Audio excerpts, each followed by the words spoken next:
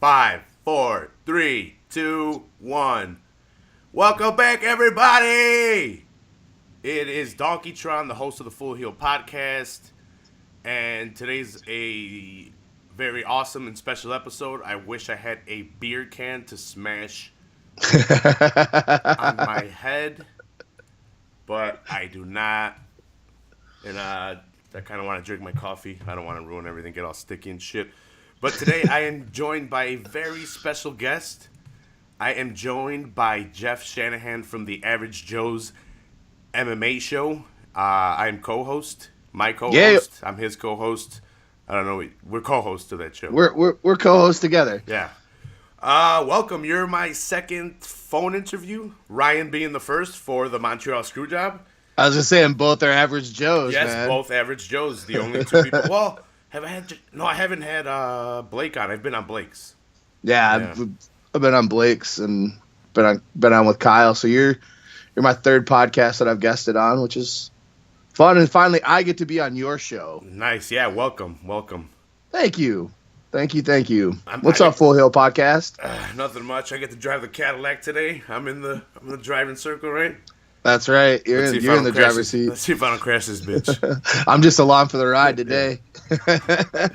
Yeah. So I actually want to have you on because you're an ECW expert of sorts. Sorts. Yeah. You grew up in the era. You watched it, a lot of their events, a lot of their cards. So I had Ryan on for the Montreal Screwjob. I wanted a Canadian on. And so now I got you on for the ECW. I think we'd been wanting to do this for a while. We just hadn't gotten to it. Yeah, we've talked about doing it for a while, and I had you on a Sunday session where we talked a lot of ECW. Yeah, we did. We scratched the surface. Mm-hmm, we scratched the surface, and let's see where this goes. Let's see if we get a little bit in depth into it, or how much you get into. I did quite a bit of homework for this one. I watched 3 different ECW documentaries so I could try to get all my important dates straight, because my fucking stoner brain, I can't remember dates to save my life. I remember the events. Yeah. I just get confused of when the fuck they actually happened. So that's exactly with me with the NWO, and why I kind of liked embarking on this journey of checking out old school wrestling and getting my timeline in order and reliving it. It's pretty badass. I wasn't smoking at that time, so now I get to smoke weed and check out the old wrestling shit. Yeah, me too. What did I watch? We had talked about before the rise and fall of ECW, which is a really good WWE produced documentary, and Forever Hardcore, which was an independent. I think it was actually Jeremy Borash, who a lot of people might know from working for TNA. He did this documentary about ECW shortly after they closed. And then I found another one called Barbed Wire City that I had never seen before. I'd heard of, but I had never had the opportunity to see, that I found on YouTube, which Barbed Wire City's fucking crazy. Yeah, they had some ridiculous barbed wire. I don't enjoy actually watching the barbed wire matches now. Back in the day, there was nothing like it. Now I rather just watch, UFC for the blood and the violence. Oh, this wasn't even like, it's just called is the name of the documentary. The documentary? Yeah, it's about the entire history of ECW. Like, it's not just barbed wire matches. They just called it Barbed Wire City because that was what ECW was famous for. It was some of the barbed wire matches, and the ECW logo had the barbed wire around it and shit. Axl Rotten and Balls Mahoney having barbed wire baseball bat matches and craziness. Yeah. So when we started talking about this, I think when we started talking about ECW, I had to get into the history of it, and then it led me into the history of the NWA. So I guess we could start there. We just start. The NWA, has been around for a while. The WCW had just left them in 1993. But yeah. So Eastern Championship Wrestling had been around for a while. They were part of the Tri-State Alliance for wrestling, which was a branch promotion under the NWA. So the NWA bannered all these regional promotions, and ECW is one of them, Eastern Championship Wrestling. So Yeah. WCW left NWA, and pretty much Flair took the title. There was a legal battle there, and then the title was kind of given back to NWA, and WCW created the big gold belt. They kind of fought over that one because it was created during the time when both promotions had it. But the point of that is it kind of left the NWA title up in arms, and no one really had it. So ECW being more of an established promotion already gaining some popularity in that region. Jim Crockett finally got, I think, like a no complete clause lifted. So he suggested they have a tournament. They have the ECW, or not the ECW tournament, but pretty much a tournament to crown an NWA champion. And the last two guys were Too Cool Scorpio and Shane Douglas, the franchise. The Sanchez. The Sanchez. God. Everyone had high hopes for that guy. I remember that's when I used to watch football. The butt fumble. Yeah, the butt fumble. Yeah, but so ECW was going to go with Shane Douglas as their head guy, as their guy that's going to sell tickets as the franchise, and that's pretty much what his nickname became.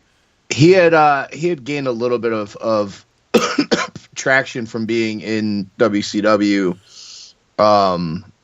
and when he was fired, he had a lot of issue because he blamed a lot of things on Ric Flair, because Ric Flair had a lot of control in the booking at the time when Shane was there, and he felt like Rick was holding him down. So he took a lot of that grudge into ECW with him and cut a lot of promos on Rick and shit like that going into that tournament. And so he winds up winning the tournament, and probably one of the...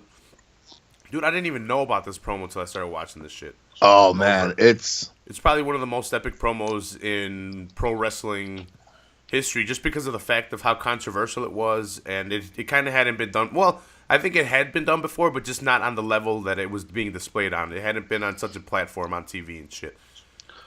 And with something that held so much prestige, I think, too. You know, like the NWA title, you know, was a big deal for a really long time. It was the heavyweight title. It had been disrespected, but it was a year, you know, before that, so they were trying to establish it again, but it still held weight. Yeah, the name still held weight for sure. Yeah, and then so he wins.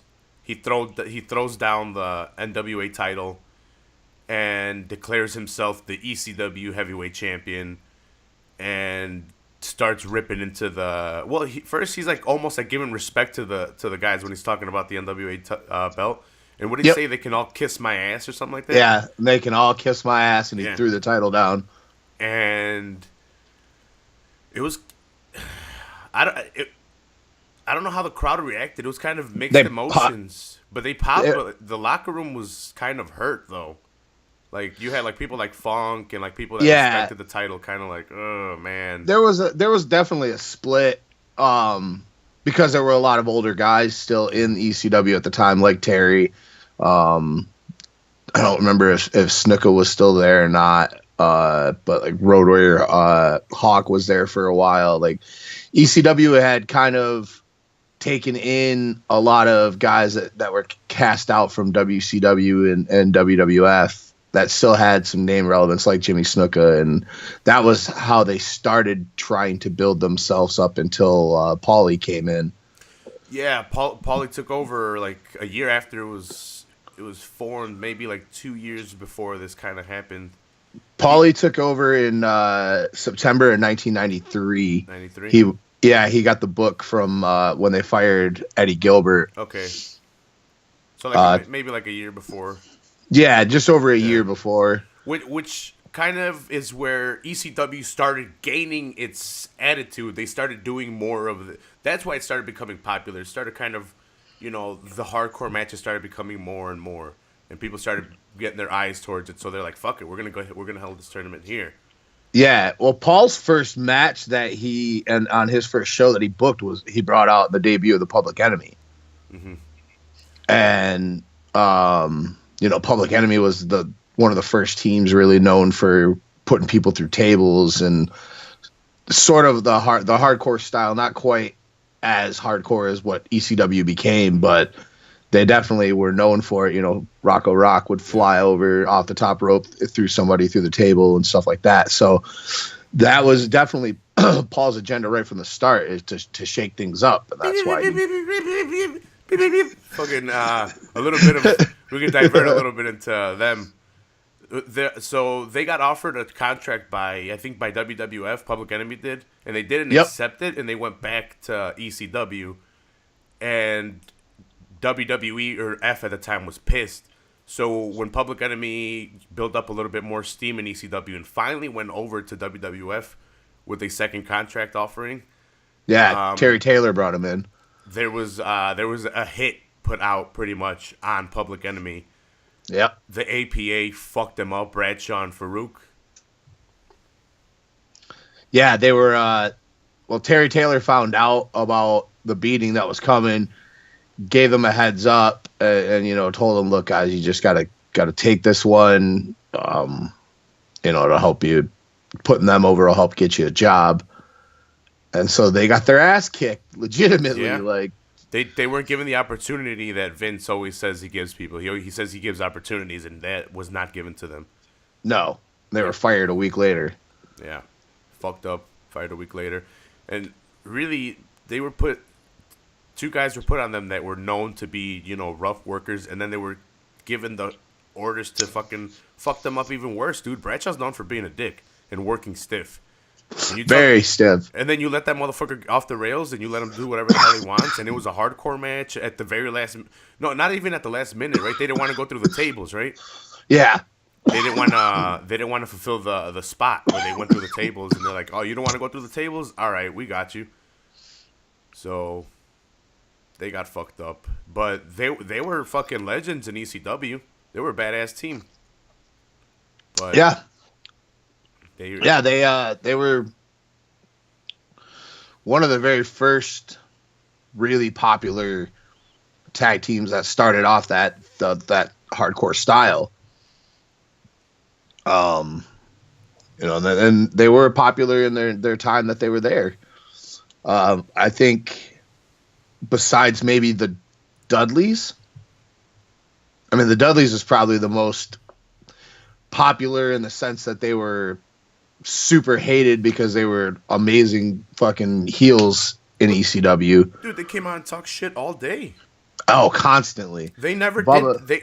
They had some good storylines in WWE, but nothing to the level of what they ever did in ECW, just because they were unhinged in ECW. And they were pushed, I think, more like they came in as heels, but they were pushed more as baby faces in WWE too. Yeah. At least that I can remember. I wasn't watching a lot back then, but no, they definitely were, just because the tables were, popularized. Right. They loved the hardcore style that they brought over from ECW, and eventually they kind of played the gimmick of Cactus Jack, the non-hardcore. Like, I'm not doing the hardcore shit. They stopped using the tables. They wouldn't use the tables, and their thing was like, we're not just table guys. We're gonna wrestle, and they wrestled, and that's when the crowd actually started booing them, and they got the heel heat that they wanted instead of getting the tweener heat, the tweener pop that they were getting. They were popular for doing heel shit, for fucking putting people through tables, hitting people in the nuts. Devon would jump off the top rope into a headbutt into the nuts. Headbutt to the nuts, yeah. While Bubba's standing over holding the guy's legs. Yeah, even though the 3D was like one of the most epic tag team moves that they have out there, but it was a great finisher. Yeah, they were a good team, but they were definitely heels. But it was hard to push them in the WWE when you want them as baby faces and heels, or when they're doing heel shit too, like that. It's kind of confusing to the crowd. It worked in WWE because they have a history of doing that anti-heel angles with guys that are supposed to be heels but pop like baby faces, like Austin. And it's not really confusing to the crowd. Sorry, it's confusing to the management, because it's over with the crowd, but management doesn't kind of like it because they didn't do it. They wanted them to be heels, and they're over for some reason. So they're gonna take advantage of the situation and make money off of it for the time being, but eventually they're going to try to, put their spoon in the pot and try to mix shit up when they don't need to mix shit up and just let it go. They do that a lot, man. Everyone tries to get in their say. I do it too. I come up with my own fantasy bookings when I talk about WWE and how and what directions I think they should be going in. But, when you got a room full of people that think they know what they're doing, you got too many chiefs and not enough people following, Yep. it becomes a messy soup and it starts tasting like shit. Well, and when you will only let your product go in one certain direction and you try to keep it completely kid friendly now, and you can't really do any real life angles because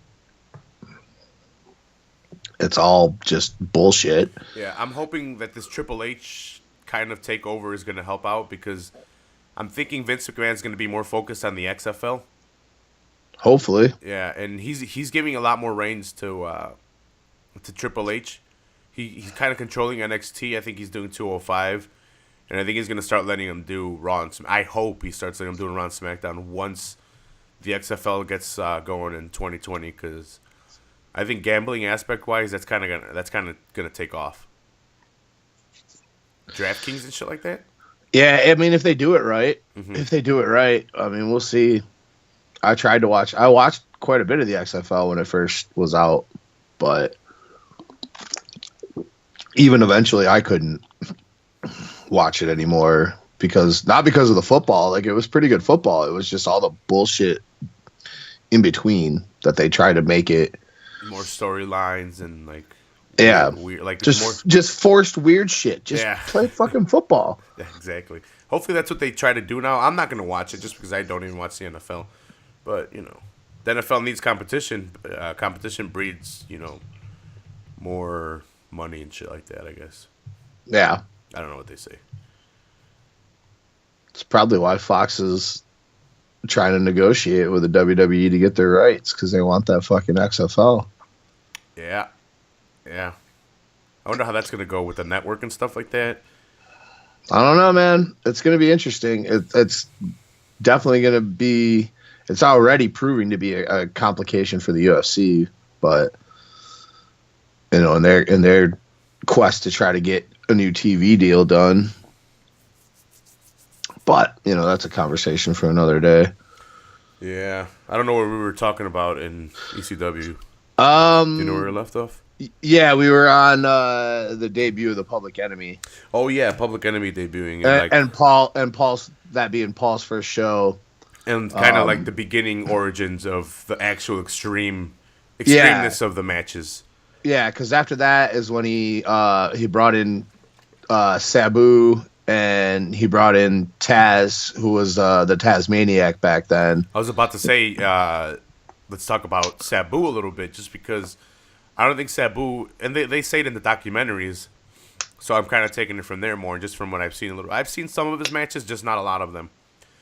He doesn't get a lot of the credit he deserves. No. For being a badass wrestler and innovating a lot of the stuff that gets pops nowadays. Yeah. Like table spots and shit like that, using the chair in different ways. He's the one that kind of was doing it first, and people started adapting their hardcore style to him. Well, he took and he blended a lot of like the high spot, the luchador stuff that he got, I think, exposed to in Mexico and Puerto Rico and working for his uncle and stuff, and then. And then the hardcore style of wrestling over in Japan for FMW, and brought them together, blended them perfectly. And yeah, I agree with you. He doesn't get enough credit for the innovating of just different moves that he did. The triple moonsault and jumping off the table or jumping off a chair on springboarding onto the ropes into a moonsault or into a leg drop and the different ways. Or all the plotches he did and diving into the second row to into people and stuff. He was crazy.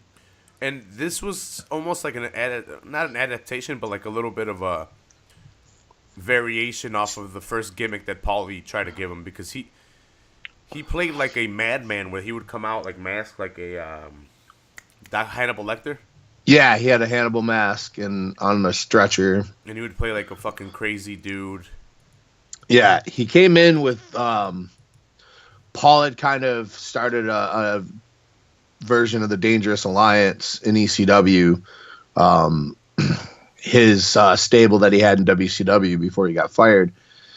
And he had his bodyguard was 911, who was a fucking giant. And then Sabu was part of it and some other wrestlers. But yeah, so Sabu would come in on like a stretcher chained to like a chair or cart or whatever, flailing around like a crazy person with a Hannibal Lecter mask. And then would go out and do these insane matches with people. But he said he couldn't keep that shit up anymore because initially he didn't want to do it, but he's like, fuck it, whatever. If you guys are gonna pay me, you guys are stupid enough to pay me, I'll do it. Yeah. So he got to the point where he's like, look, I just don't want to do it, so I'm not gonna do it. He's like, I'm just gonna go out and wrestle. This takes too much energy and too much time to do it every single time I go out there and wrestle. Because he was literally like buying into his craziness and like channeling a madman. And fucking his body all up. He had his neck broke by Chris Benoit later when Paul brought all those guys in. I think he had his neck broke. I know he had his neck broke once, and I think maybe twice. Because I think maybe Taz broke his neck too. Yeah. But yeah, he'd do it for money. He'd get paid. But he doesn't get credit for being how good of a classically trained worker too that he was, by his uncle, and working the Michigan territories when he was 16, 17 years old. Who's his dad? The Sheik? His uncle was the original Sheik. The original Sheik, okay. Yeah, not the Iron Sheik, Baba. But yeah, the original Sheik. Fuck yourself. Fucking shit. Break your back. Fucking Hulk Hogan, that son of a bitch. Never give me my rematch for WrestleMania 2. I break his back, make him humble. The Sheik is one of my favorite follows on Twitter. Yeah, he's always telling people to go fuck themselves. Oh yeah, I retweet the Sheik. There's 3 guaranteed retweets every time I open Twitter and I see something of them, and it's the Iron Sheik, Nihilist Arby's, and Broken Pizza Hut. Like automatically is a retweet. And I always retweet a lot of other things, but Sheik, those 3 things are guaranteed. They always make me laugh.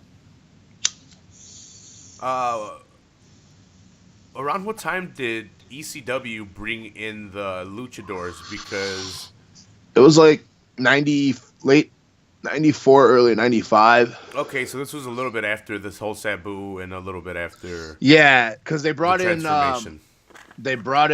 Malenko,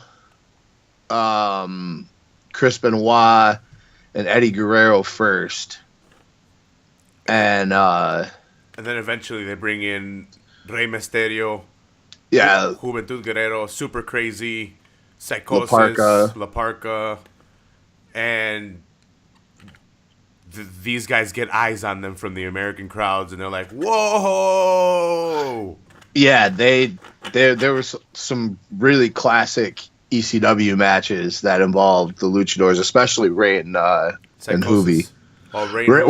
Ray and Hoovy had a 2 out of 3 falls match that's pretty epic and ended up outside the arena, and they're doing fucking Hurricane Radas off of cars and shit like that. They had a weird style like Mexican 10 count match that they liked using in ECW. I think it was brought over from AAA, where you would beat the shit out of your opponent, and it was kind of a last man standing match where your opponent had to be down for the 10 count, but he could be outside the ring. I think you had to pin him, and then you had to get a 10 count. I think that's how it was. It was a little bit different from just the being on the floor for the 10 count. It was a little bit different. I think you had to pin him, and then the 10 count began.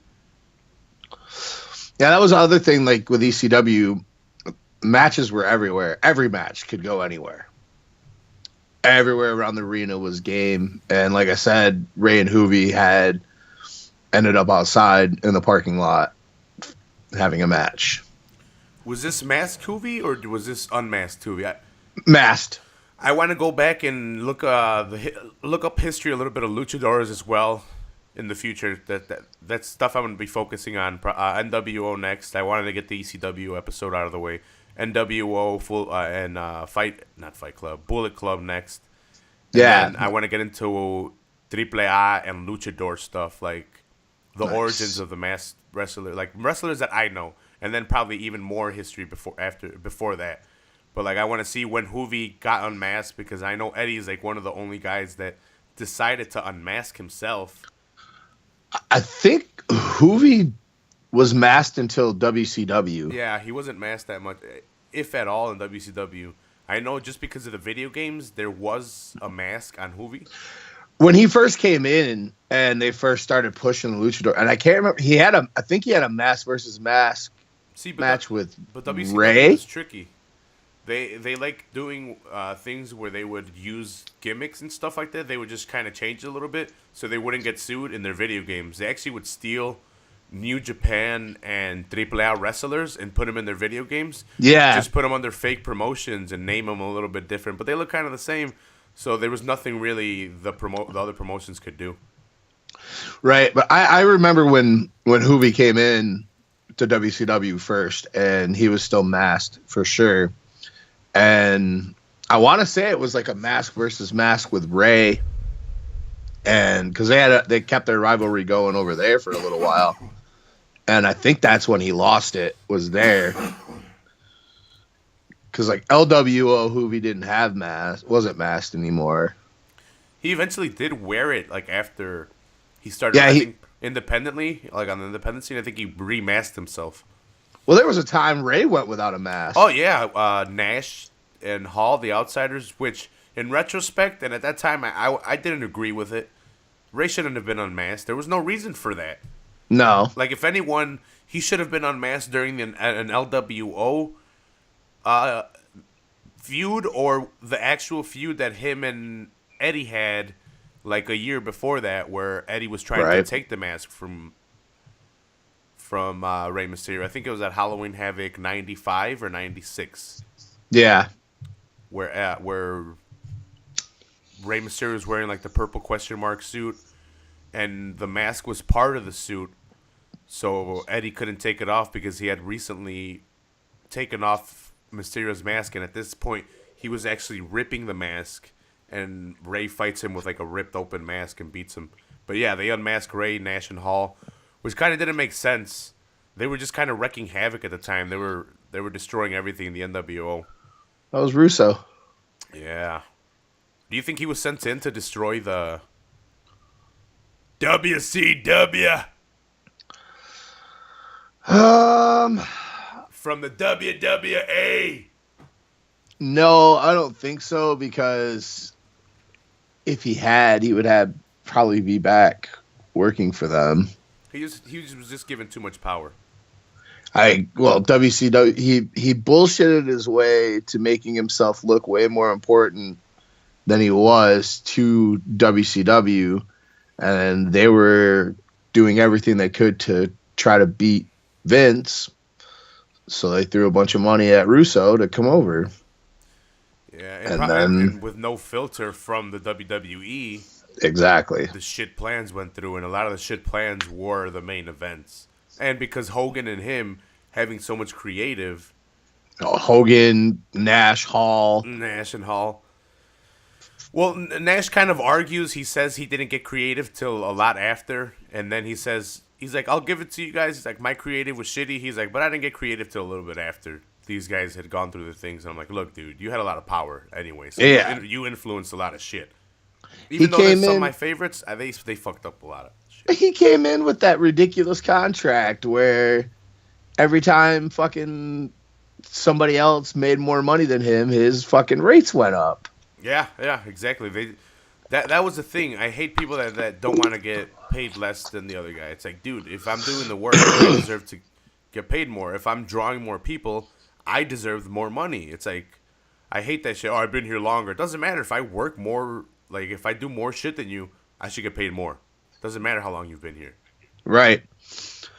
Well, and back to ECW, with the luchadors and stuff, like, Paul doesn't get enough credit for being one of the first territories in the U.S. that brought in the luchadors. Yeah, well, because WCW stole them right away. Well, yeah, but they hadn't even been into WCW yet. You know, no, he struck up a relationship with Conan, and I think they were snagging like Eddie, Dean, and Chris, and I think maybe even Jericho were getting ready to leave to go to WCW, and that's why they brought in Ray and Hoovy and all the rest of the luchadors. So they brought him in one night. I think it was Ray and Psychosis and somebody else came in like for one night and put on such a great match, and everybody in the arena went ape shit. So Paul was like, send me guys. But that was like Ray's first time wrestling in the U.S. and a lot of the other guys. So, then WCW just was like snagging everything up.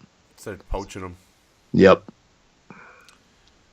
That sucks, man. Imagine ECW with those guys like staying there and helping building it, because they would have gotten pushed. They would have gotten heavy pushes. Yeah, I mean, they all got snagged up before even ECW got on pay-per-view yet. Because that whole time they were still fighting tooth and nail to try to get regular television distribution and pay-per-view. Because what was crazy about ECW was originally it was only on in like Philly, New York, I think Chicago. The tri-state, bro.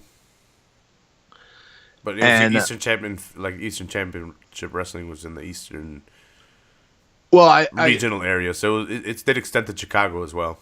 Yeah, and so that was it originally when even ECW was starting out. So it built a lot off of tape traders, guys selling tapes of ECW and like New Japan stuff out of in the back of magazines. Greasy. Yeah, some fucking crazy Trailer Park crazy Boy tape. stuff. Yep.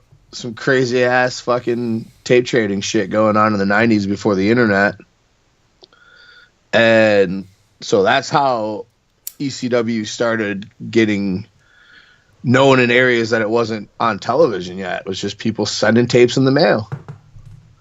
And eventually it started getting other distributions because it ended up into Michigan, and that's how I found it in, I don't know, 96 maybe, late 95, 96. Yeah, I only caught it when it was on it had to be on the U, on Channel 26 here in Chicago, like 2 a.m., 1 a.m. Yeah. They do reruns. So I just got to see reruns. I never got to see storylines play out. Unless they would just play them out all the time. But I think they would just do like random episodes. Just the most popular ones. But that's what I got to catch from ECW. I'm having fun, though, checking out the history and the actual stories, because ECW had some badass stories. It wasn't just hardcore shit, which, that's what you initially think it is. Like, it's just, because that's what gravitates you towards it. But what keeps you there is the fucking storylines that some of these guys portray. And we can get into some of those later, but yeah. We're still the luchadors being poached by the WCW. And they weren't even utilized right in the WCW, bro. Like, nope. They were taken just to kind of keep ECW under wraps, to not let them grow as much, to not let them have such a roster. Yeah. Yeah, they were just trying to keep ECW down and not being able to grow, where by by 96, and I think that they had kind of started their working relationship with the WWE, where I think that the WWE was trying to get Too Cold Scorpio. They wanted to sign him, and so they offered to send ECW some money and some other talent down that they were getting rid of to go work in ECW and trade to take Too Cold Scorpio. Mm-hmm.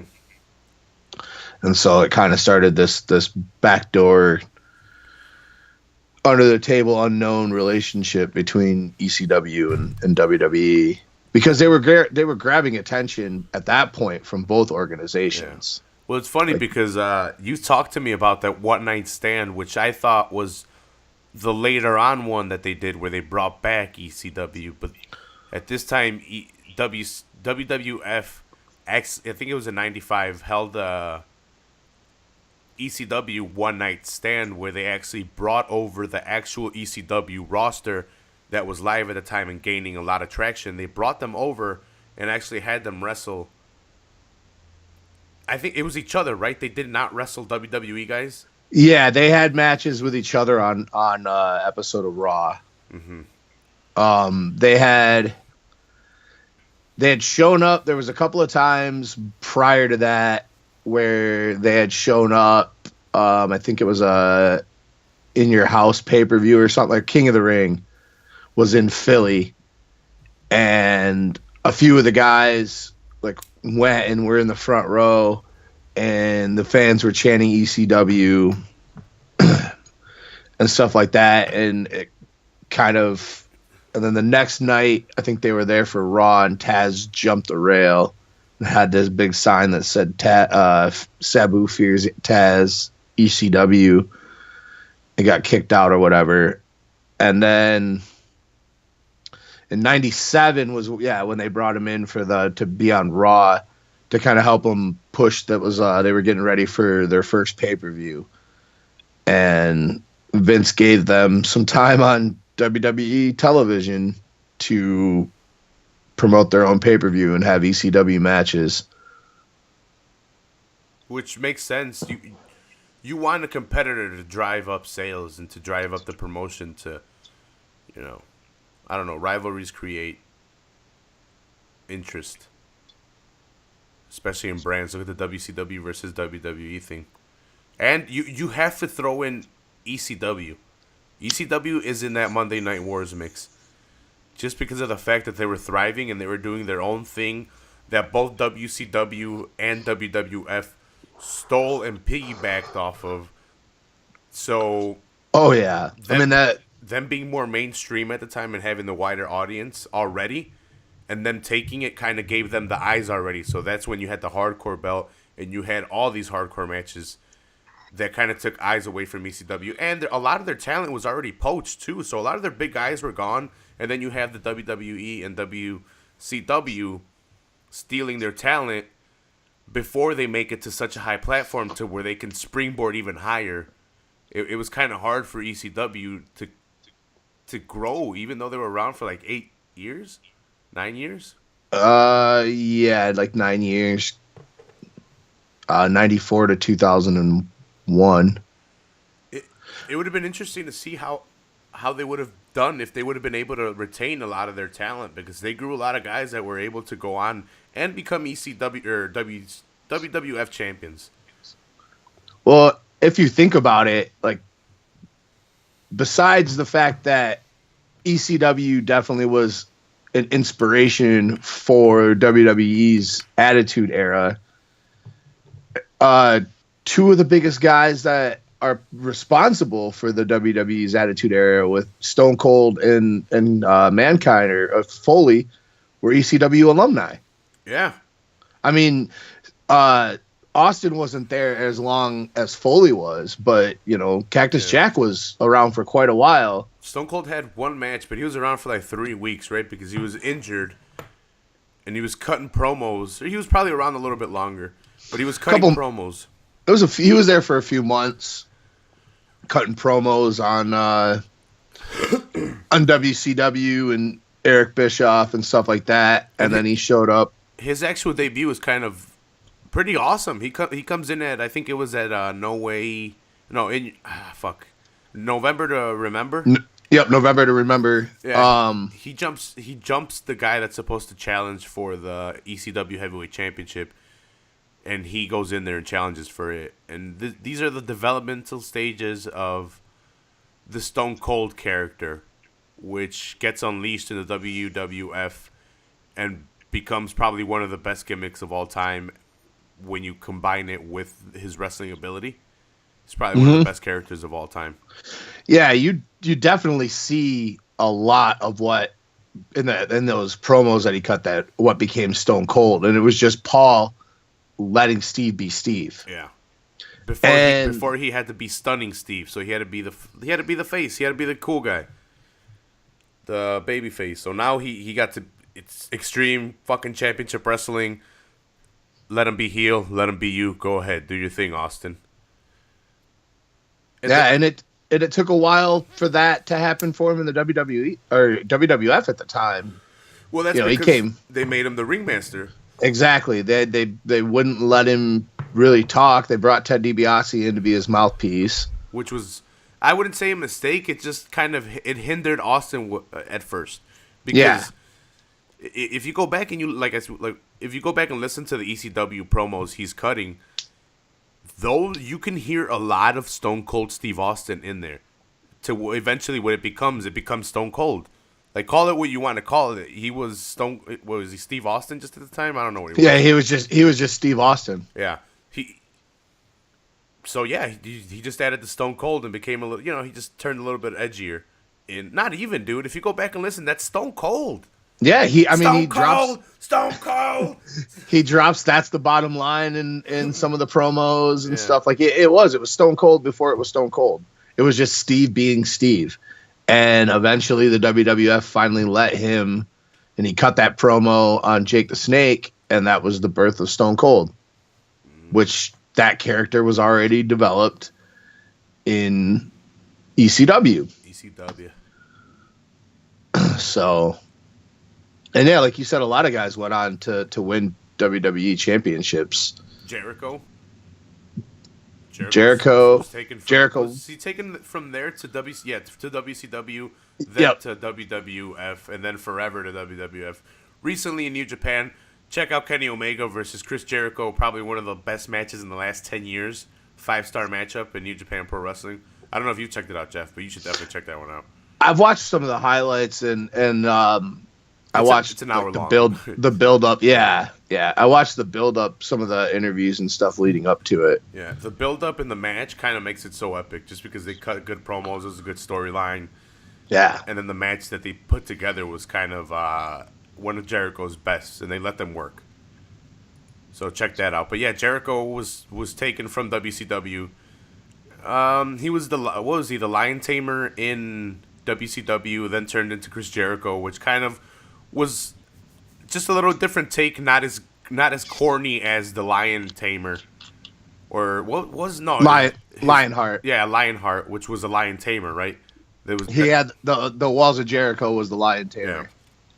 So he kind of just became Chris Jericho after that, and then WWE eventually winds up poaching him. He's the first one that actually went before WCW closed. I think he found out the skid, and WWF was like, "Hey, you want to jump over?" And he's like, "Yep." I think he left because he was just being underutilized in WCW, and WWE was offering him a chance to actually get an opportunity.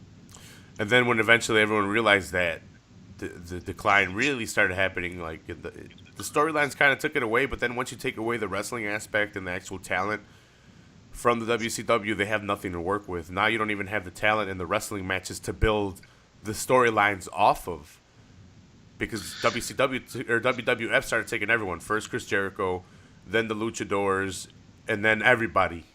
Mm-hmm. Yeah, then they just said, "Here, we'll just take the whole company." Yeah, and we'll just bring it over. And Chris Jericho becomes the first ever fucking undisputed champion. unites both belts, and he's from he's ECW. I know he was developed in WCW, but he was poached from ECW, and he references it a lot because I think that was one of the first times he got a real opportunity coming from the indies in Canada and Japan. Yeah. Oh yeah, he did do a little stint in Japan, I think. Yeah, I think that's where he became Lionheart, was in Japan, but I could be wrong. But yeah, I think ECW was his first US area that he worked consistently. I don't know. But he wasn't there long, but he had some pretty good matches over there because the kid could work. And that's what they did. Paul would just let people work. Yeah. Let them be, give them a little guidance of what you should say, and then there you go. You do your thing.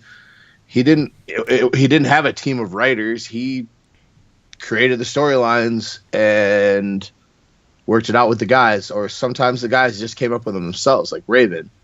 Raven did a lot of that shit himself, with a little bit of help of Paul. But dude, people do not know to the level of respect that Raven deserves just because of his wrestling mind and the fact that he was able to put over a character. Well, not even because that's such a badass character. You don't really need that much help. It's just he was able to develop a badass character in Raven, even though the times kind of really did help. So he kind of just took from the times, but he developed it, he adapted it, and he was able to become Raven, the fucking depressed kind of grungy guy, Mm-hmm.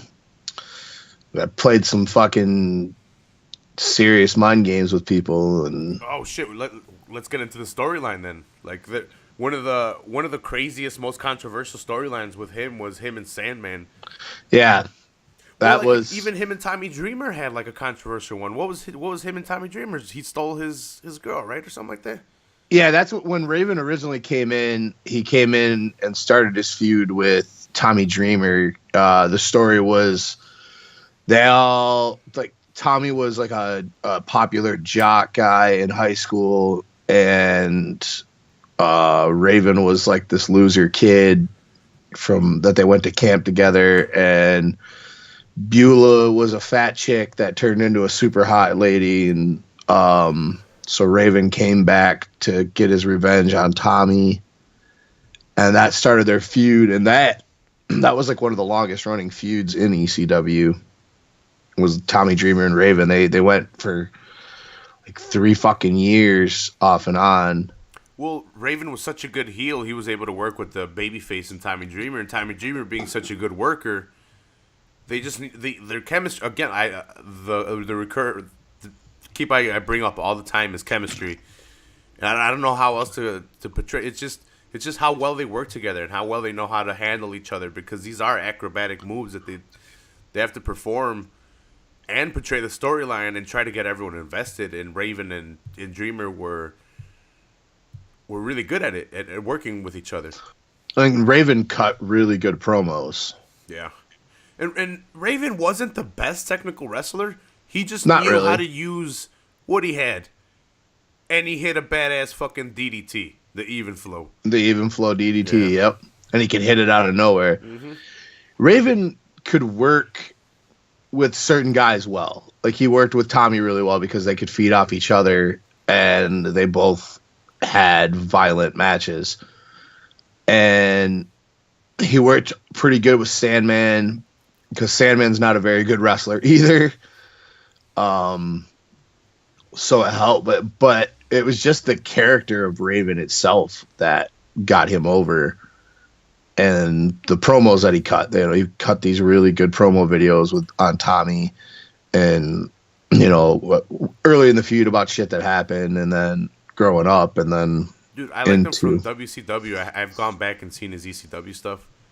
It's fucking awesome, but it is kind of not for now, but it is controversial just because we see so much crazier shit. But at the time, for sure.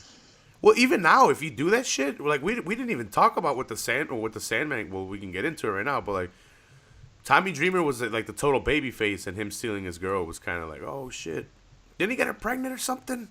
Yeah, she was supposedly pregnant, and it wasn't Raven's, but she wasn't saying whose. Raven thought it was Stevie Richards, and he comes out and he beats up Stevie Richards, and she tells him it's Tommy's, and Raven's about to beat up Beulah, and Tommy comes in and saves her and DDTs him, and then it comes out that she wasn't pregnant and she's cheating on him with somebody. That was an angle with Shane Douglas. The franchise, but that's about the time when Raven started his feud with Sandman. Yeah. Quick, I don't think I want to talk a lot about Shane. Well, I guess we could a little bit later, but what are your thoughts on Shane Douglas? I don't think he could have made it anywhere else besides ECW. I don't think he was given a lot of opportunities. Definitely wasn't given opportunities where he went, but I don't know how far he would have gotten given the opportunities, like, at the time. When you had like crazy superstars at the time. Shane was a really good old school worker. Like a Kurt Hennig type, maybe not as good as Kurt Hennig. Kurt Hennig was one of the best ever as far as being a worker, but that type of wrestler, that's what Shane was. And Shane was pretty good on the mic. His size was always, I think, a thing that kind of held him back with WWF when he went there. But they gave him a shit character when he got there. Yeah, and how they debuted him was ridiculous. You knew right off the bat he was fucked. So here's the thing. Shawn at the time vacated the belt, right? Yep. Razor came in and had a match against the newly awarded for not even for the match wasn't for the belt. They awarded Shane Douglas the belt. I think they were in a tournament. I don't remember. I know he was feuding with Shawn at the time, I believe. Yeah, I do. I think they awarded. I think they just gave it to him. Yeah. I think you're right. And then they had Razor fight him right then and there, and Razor fucking beat the shit out of him. Like right away, took the belt from him, and that was the end of Shane Douglas. What was his name there? They changed his name to Dean Douglas. Yeah, he was like a teacher. It was sort of, I think, kind of similar to what Matt Stryker had a character that he was a teacher or something like that later. I don't remember. Somebody else did. But, yeah, he was like this fucking super smart character. They just didn't let Shane be Shane. Yeah. And he ended up going back to ECW. But, ECW is really the only place that Shane could be Shane. Yeah. Well, who's the guy? So we could just finish off with Shane. Finish off the character talking about Shane. He broke some guy's neck DDTing him on the title. Who was that guy that he did? Oh fuck! I think I know the guy's real name is Gary, but I don't know the guy's it was Pitbull number 2. Okay. It was one of the Pitbulls. Okay, so Gary Wolf. So he DDTs him on the title, and Gary Wolf says that Shane Douglas did it on purpose, and Douglas says that this guy just didn't take it right. He was telling him how to take it, and he says that this guy's like, no, I'm going to take it like this. This is better. I'll sell it. And the guy winds up like fracturing a vertebrae in his neck, and eventually winds up going to the hospital, and he gets the cage put around his neck, I guess. Yeah, the halo. Yeah. But see, here's the thing. Why come back to wrestling when you have that on your neck? So he comes back saying that he doesn't want to stay at home and he wants to come talk with the boys and hang around with the boys.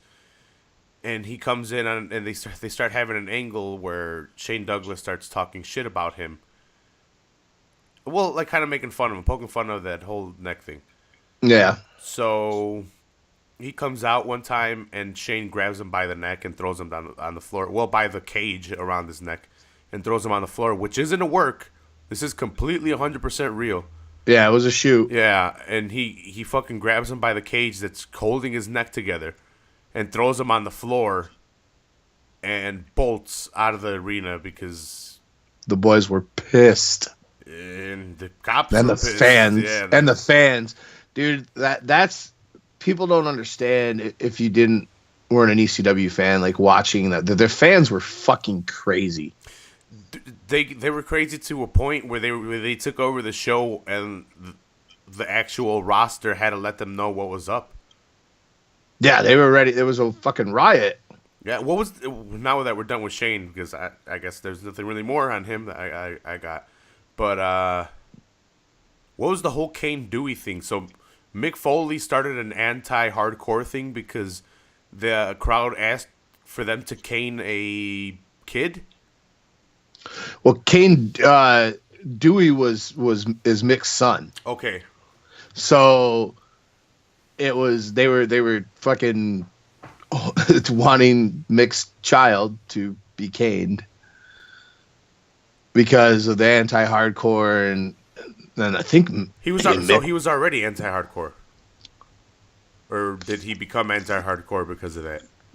He was already okay. He turned on Tommy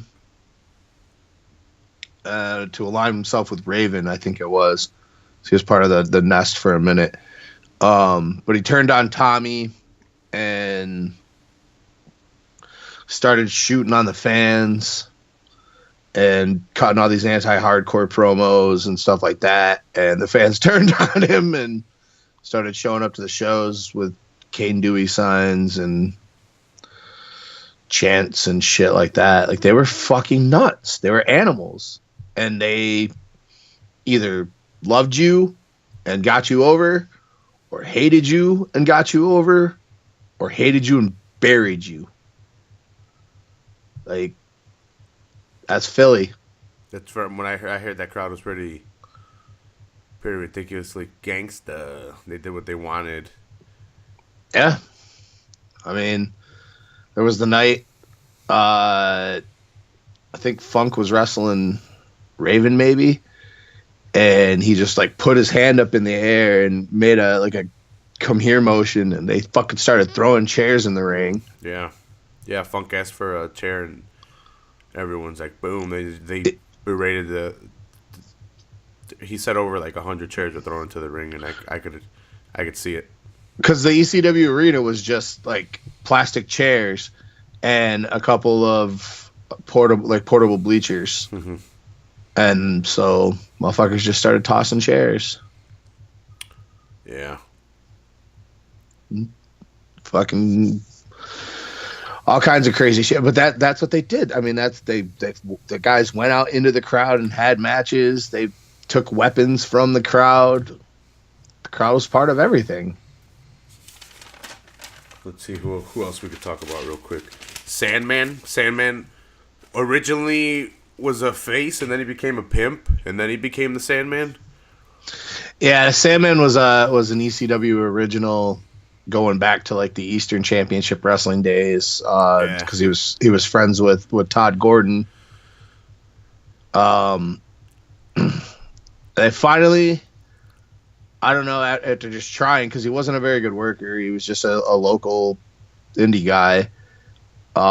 They told him to just go out and be himself, and so he started out going out and like smoking a cigarette, and eventually it was going out and drinking a beer, and then he started the patented coming out through the crowd. Like, his entrances got to a point where sometimes they were longer than his matches. He would just he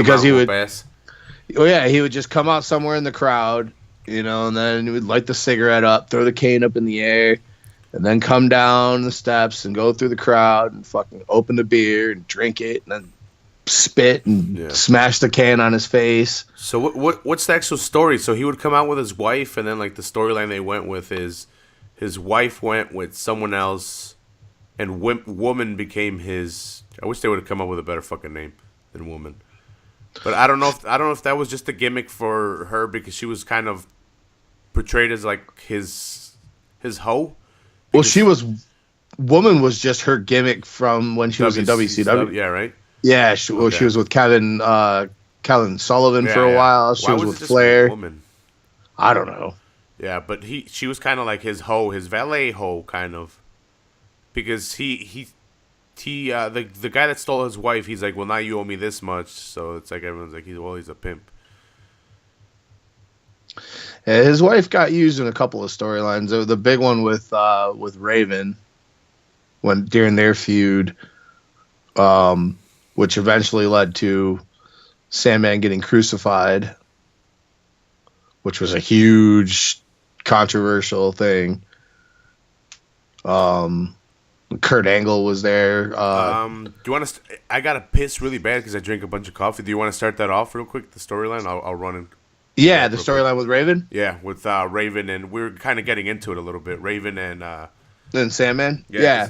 All right, I'll be right back. So when the angle started, he got control of or got Raven's wife and his son Tyler to turn on Sandman, and Tyler, told his dad in this interview that he was a drunk and he worshipped Raven and did Raven's pose. And so then Raven started using his kid to play mind games with Sandman, and the kid would cane Sandman and shit like that during matches with Raven, or when they would interfere in Sandman's matches. And then it got to a point where at one point, Tyler, they looked like they were going to reconcile, and he's hugging him, and then Raven comes out and canes him, and Tyler steps back and does Raven's pose or whatever.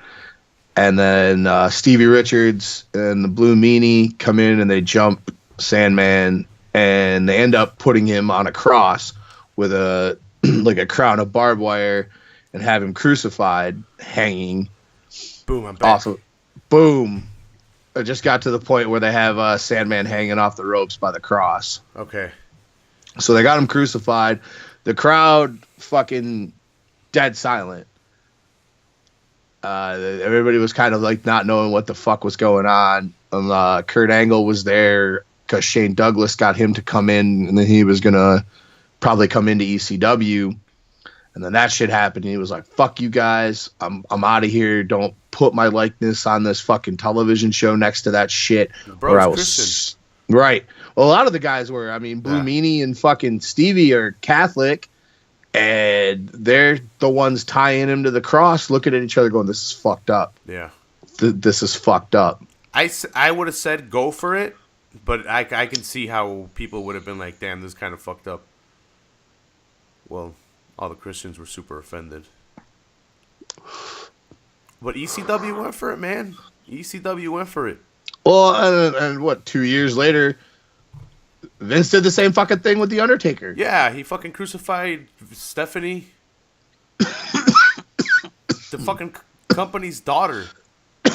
Right, Or the boss's daughter, not the company. You think fucking Kurt said anything about that then? Nah, he was in there. Right. He didn't quit. He was still getting paid. It's just it's all about how much you're getting paid, though. Yeah, exactly. I mean, it was controversial. It was fucked up. They took the chance on it. Raven immediately came out and apologized. It was what it was, but it was. Well, they made him come out. Yeah, he gave the most fucking unapologetic apology ever. Well, the only reason they made him apologize was because Kurt was there. They wanted to try to save face. Yeah, and then I think they were, still trying to woo Kurt. Well, not just Kurt. I think they were still working on pay-per-view at that time. Okay.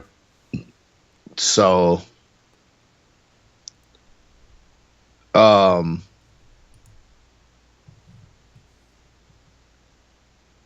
it might have been. Let's see. Well, then there was the fucking. I mean, I'm going off the rails, but the mass transit incident. Oh yeah, the mass transit incident was fucking ridiculous. What's his name? New Jack. New Jack. Yep. Yeah. They were in Massachusetts, and it was supposed to be Axel Rotten and Devon versus the Gangstas, and Axel didn't show up. And this kid was there trying to get work for the night, and he falsified all of his paperwork. Said he was like 19 or 20 years old or whatever, and had worked before and shit. So they stuck him in the match, and the story goes, first the kid kind of was acting cocky backstage and like telling them, well, yeah, I got some certain spots I want to do, and a couple of the boys kind of took offense to that. And then he said he wanted to get color. He wanted to bleed. Is that what that means, John? That's what we call in the business. Bleed. Yeah, that's what they call it in the business, getting color. So he tells New Jack he wants to get color, but he doesn't know how to do it. Doesn't know how to blade. So he asked New Jack to cut him, which is a huge mistake. A huge mistake. Like, you don't ask a guy like New Jack to blade you. Mm-hmm. The guy's fucking insane. No, because he will cut you up. And he cut the shit out of this kid. Yeah. Like, they beat him up pretty bad anyway, but then he fucking cut the living shit out of him. Dude, and when he talks about it, he says, I sliced him with like a surgical blade. Yeah, it was like a scalpel. Yeah. Taped to a fucking stick or some shit. And then he, like, sadistically, he says, you didn't tell me how big to cut him, so I cut him. And I'm like, you're a fucking piece of shit, dude. And he's like, it was like this. And he's just like fucking showing a big old gash. And the kid freaks out, right? Well, he's gushing blood. Oh, yeah. He just gushing blood and just starts screaming. And the kid's dad is fucking in the crowd, like, trying to get over the rail, screaming, he's only 17. He's only 17. Whatever. And the match gets over. They take the kid backstage and everything. And then his dad comes backstage trying to fight everybody. You have to. Yeah. So they had to get the kid out of there. I can't remember who tells the story. If it was New Jack or if it was one of the other boys. But his dad's like screaming at everybody, and the kid's on a stretcher going, "No, Dad, I'm one of the boys now." Yeah, poor kid, dude. I've met people that really want to be friends with, like, they go over the top. Like, and I'm subject to some of it. It's just I'm not to that extent. Like, I want to be. I wanted to be accepted before, and I just want to be left alone so I can smoke and play video games. Well, they pressed charges on New Jack. Yeah, well, like, you have to when he fucking almost murdered the dude. But, the kid was kind of, like, really gullible. Well, not even. He just wanted to be part of something. Well, the kid changed his story in court and, like, told a couple of different stories different ways, and things didn't line up, and they ended up throwing it all out. New Jack got acquitted of everything. Yeah. Plus the fact that the kid falsified his age on his documents and shit like that. Like, it was fucked up. Yeah, that's a fucked up situation that kid put everyone in. And ECW had finally, that was in 96, and ECW had finally gotten pay-per-view rights. Like, they had worked out a deal for 97 with the pay-per-view companies, and then the mass transit incident happened, and pay-per-view companies were like, nope, fuck you guys, your pay-per-view's canceled. Like, we're nope. And so Paul had to come out, and he, like, one of the other things about Paulie was, like, he gave these really good motivational speeches, or like speeches to the crowd, because ECW kept everything real. Somebody like when Sabu no-showed to go to Japan and shit, he came out and told them what the fuck was up. And so all the fans started writing letters and emails and calling all the pay-per-view companies trying to get ECW back on the air. And they eventually, one of the pay-per-view companies was like, all right, we'll do it.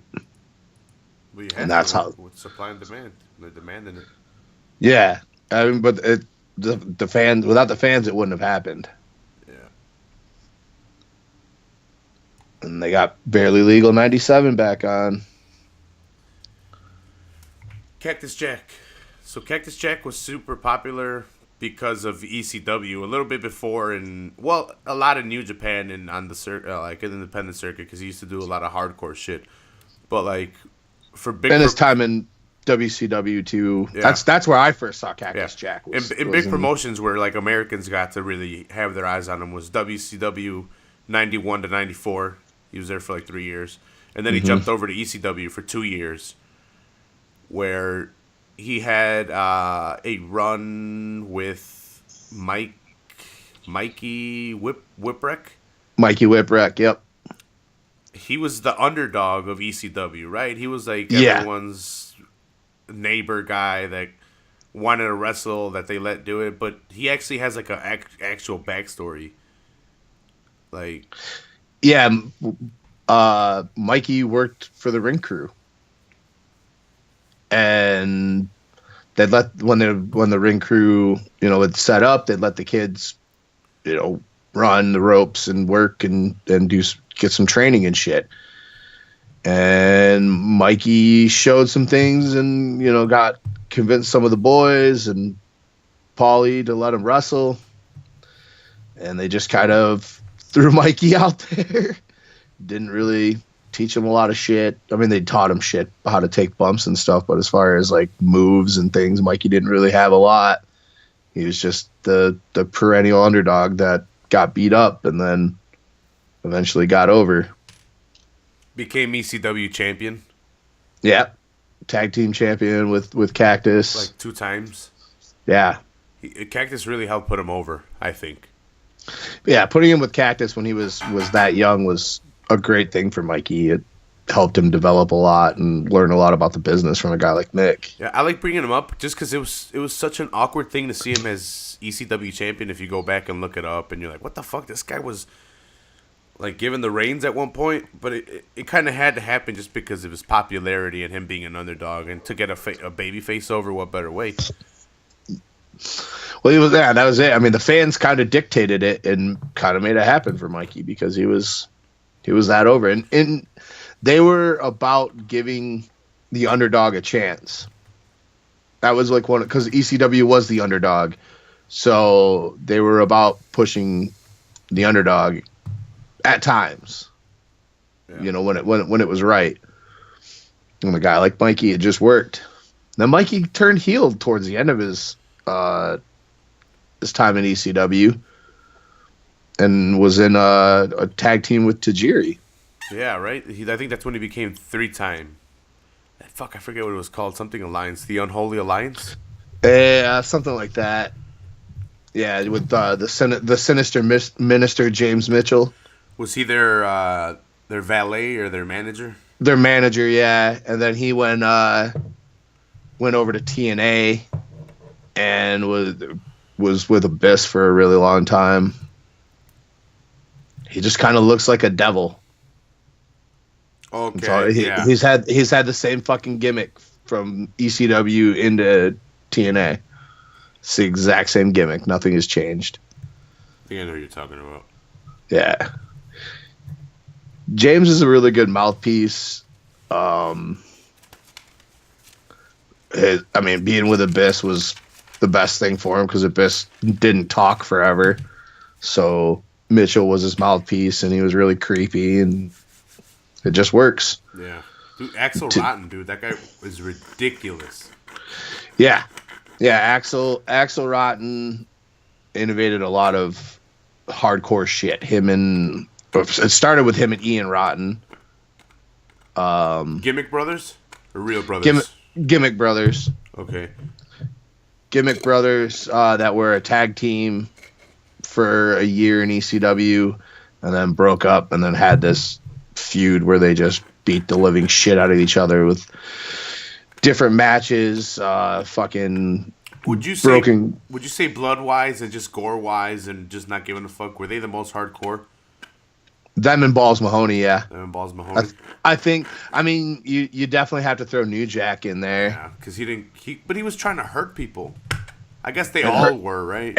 And he hurt himself a lot. Didn't he crack his skull open? Back to New Jack a little bit. Didn't he almost die? Yeah, because of Vic Grimes. Because Vic wouldn't take this fall, and when they went to do it, he pulled back, and then he ended up getting pulled on top of New Jack, landed on a concrete, and it cracked his skull open. And New Jack has problems to this day. Yeah, he's blind in one eye. Yeah. And Doesn't then he he kind of tried. deserve it though? Because he's a fucking asshole. Yeah, probably. Then he tried to kill Vic. Yeah, didn't he like toss him over the ring ridiculously? And he's like, I wasn't even aiming for the turnbuckle. He's like, he got lucky. He's like, I was aiming for the ring post. Yeah, he was supposed to throw him off a scaffolding into tables, and he tried to throw him off the ring post, missed the tables completely, and tried to throw him onto the ring post and kill him. Yeah, unsuccessfully. Yeah, Fucked up. Jack's fucked up, man. Let's see. You know what you're getting yourself into if you're working with New Jack. Probably could end it with talking about a little bit more about Raven, just because he's probably one of my favorite ECW guys, because they literally carried over his character to WCW. Yeah, just not letting him be. They weren't as creative with the character as they were at ECW, and I think it was because Raven didn't probably get as much creative input Definitely as they did with him in ECW. But yeah, they just basically stole the character. all you could get was U.S. title and TV title. Like he wasn't really pushed. He wasn't going to get. The NWO had a grip over that company. Hogan. It was about money for him. It was all about money for Raven. Yeah. He was a drug addict. Who's going to pay me the most money so I can get more drugs? Yeah. It's fucked up, but true. Mm-hmm. A lot of those guys were. That was another thing. A lot of those guys had really bad drug problems. Yeah. Sandman's a functioning alcoholic, they say. Yeah. Drug addict, alcoholic. No, they say he doesn't do pills. They say, who knows? Yeah, Sandman also wrestled tripping on acid. Okay, then. Thinking everyone was a fucking lizard. Yeah. That's a story straight from Sandman himself. So, but yeah, I mean, he wrestled drunk all the fucking time. Sabu's had his notorious drug issues. But Raven was he was crazy. Yeah, Raven's always been one of my favorites. I wish they would have utilized him better, but they did what they did. All right. Go ahead. I was gonna say before we go there, one guy I don't think gets enough credit for what he did in ECW is Rob Van Dam. Oh yeah, dude. That's someone I should have. I forgot to write him down and talk about him. Rob Van Dam. How long was he there? He's one of the originals, isn't he? Rob was in there. I think he came in like 96, late 96, early 97. He was around when they were getting ready for Barely Legal, but originally wasn't going to be on the pay-per-view. And then last minute, because somebody pulled off, he got put on and had this really good match with Lance Storm. And then cut this promo because they just let guys do whatever the fuck they wanted. Mm-hmm. Cut this whole promo on the company about not being fucking, I wasn't the first choice for this shit, and originally wasn't even on this fucking pay-per-view, and I sold out to myself to come here and do this tonight, and just like cut this promo, and everybody went nuts about it. But Rob was a fucking fantastic worker in there, and another one that innovated a lot of shit. To this day, there's not really a style like his. Mm-mm. No one kind of has adapted it like they adapted strong style or luchador style. They haven't really found out how to adapt Rob Van Dam style just because he took a lot of risks. Rob Van Dam, though, also trained by the Sheik and Sabu. Awesome. Battle Creek, Michigan, man. Yeah. But yeah, he's somebody I think gets forgotten a lot in ECW talk, and he had a lot of just epic matches between singles and when him and Sabu were a tag team. So Rob did a lot of great things for ECW. Yeah, and he's a pothead, so you're right. Big props to him. He's actually one of the first big superstars I got to see live. Just because I would go to Windy City Pro Wrestling shows here and around, like somewhere in Indiana. I got to see him in Indiana the time I went. When he was on the Indies? Yeah, when he was on the Indies. I got to see him. I don't know what it was, but they had like 2 rings, and one was elevated higher than the other. But he had like a badass match. But he was one of the first people I saw live. Nice. Anything else, Jeff? I was gonna bring it to Nah. a close. Yeah, man. Do you want to plug our show? Yeah, my turn to plug a show. Check us out, the Average Joes MMA Show, on SoundCloud, Stitcher, on iTunes. You can find us part of the Loaded Joes Network. Every Tuesday and Thursday, Raphael and I talk MMA. We go down a bunch of rabbit holes like we kind of did today, where we start on one topic and it goes into something else, and we smoke a lot of weed and just bullshit with each other. What? We smoke a lot of what? No. Not me, bro. No, not you. Drug-free. Mine's prop weed. Drug-free is the way to be. Mine's O'Doul's. What is it? Yeah, from O'Doul's. Old weeds. Old Weeds, yeah. This old weeds, man. Wrong bag, man. All right, Jeff. Thanks a lot for being here. You got any final thoughts, bro? I never really do final thoughts, but you like do. Well, you kind of do final thoughts. I'm gonna hit you with. You got any final thoughts, bro? Shit. Cool, no, I know how you. Yeah, right. No, cool yeah, I got nothing.